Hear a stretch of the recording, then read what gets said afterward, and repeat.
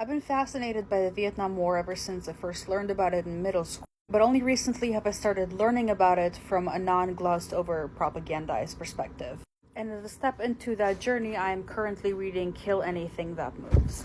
It's slow going because this is incredibly difficult to read, but I'm only in chapter 1 and I've already noticed a lot of parallels of how US troops were trained to kill in Vietnam and how Zionists in Israel are trained to kill in Palestine.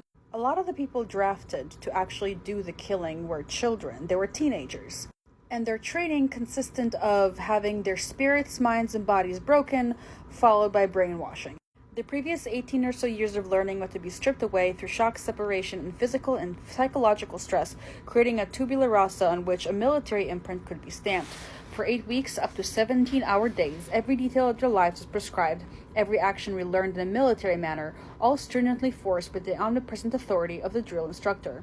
As historian Joanna Bork puts it, a death combination of depersonalization, uniforms, lack of privacy, forced social relationship, tight schedules, lack of sleep, disorientation followed by rites of reorganization according to military codes, arbitrary rules, and strict punishment was brought to bear accomplishing the task. Simple exhaustion was a key factor in explaining the willingness of recruits to follow orders, since they soon learned that disobedience of any kind only brought more pain, and that disobedience was often just not starting and ending a sentence with the word sir. Here's another parallel to Israeli brand Zionism. The drill instructor never ever called the Vietnamese Vietnamese. They called them slur, slur, slur, slur, slur, everything that would take away humanity. That they were less than human was clearly the message. Again, I reiterate, I didn't know Palestinians were called Palestinians until I moved to the US. I had no idea that the people whose land we were on were called Palestinians. Right away they told us not to call them Vietnamese. Call everybody slur, slur.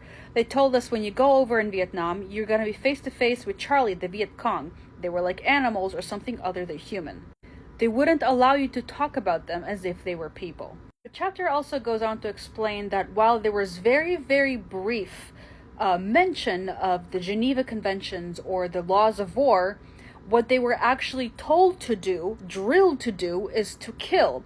They would have them chant, kill, kill, kill during practice. So they would be used to it when they were doing it on the field. And that's taking teenagers, breaking their minds, and making them do this. With Israeli Zionists, this shit is happening from birth. Not that either one is better, right? The teenagers sent to kill were still killers. And this book describes in detail exactly the kind of heinous, just awful shit they did to other people. Mostly to women and children, mind you. But the fact that this feels one-to-one, it's as if it's from the same playbook. And I don't know, I would bet you that it is.